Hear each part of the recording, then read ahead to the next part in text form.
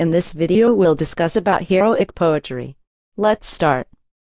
Heroic poetry is narrative verse that is elevated in mood and uses a dignified, dramatic, and formal style to describe the deeds of aristocratic warriors and rulers. It is usually composed without the aid of writing and is chanted or recited to the accompaniment of a stringed instrument. It is transmitted orally from bard to bard over generations. The extant body of heroic poetry ranges from quite ancient to modern works, produced over a widespread geographic area. It includes what are probably the earliest forms of this verse: a panegyric praising a hero's lineage and deeds, and laments on a hero's death. Homer relates that when Hector's body was brought home, they laid it upon the bed and seated minstrels round it to lead the dirge. Another type of heroic poem is a short, dramatic lay devoted to a single event, such as the Old English Battle of Maldon, describing a Viking raid on Essex, or the Old High German Hildebrandsled, dealing with a duel between father and son. The mature form of heroic poetry is the full-scale epic, such as the Iliad or Odyssey. Most heroic poetry looks back to a dimly defined, heroic age, when a generation of superior beings performed extraordinary feats of skill and courage.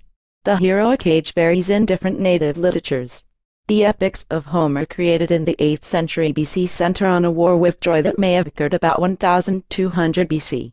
The heroic poetry of the German, Scandinavian, and English peoples deals chiefly with the period from the 4th to the 6th century AD, the time of the Great Migrations, Völkerwanderung, of the Germanic people.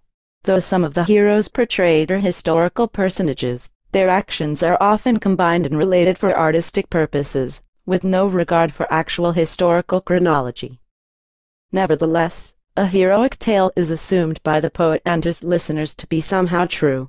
Its style is impersonal and objective, and the graphic realism of its detail gives it an air of probability that outweighs the occasional intrusion of marvelous elements.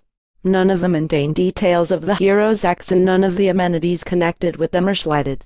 The listener is told how the hero looks, what he wears, what he eats, and how he sleeps. Thus, Homer's careful description of how Achilles dresses for battle, how he dons each piece of armor, how he mounts his chariot and addresses his horses, has a verisimilitude that remains undestroyed when his horse converses with him.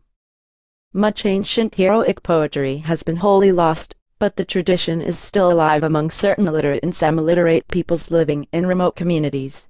In the late 19th and 20th centuries, a wealth of new heroic literature was collected from native storytellers in the Balkans, Russia, Estonia, and Greece.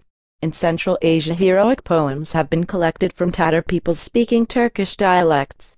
Some particularly fine examples come from the Kyrgyz of the Tian Shan, the Sakh of northern Siberia, the Ainu of northern Japan, and some of the tribes of Arabia have also composed heroic poetry in modern times. Don't forget to subscribe to our channel.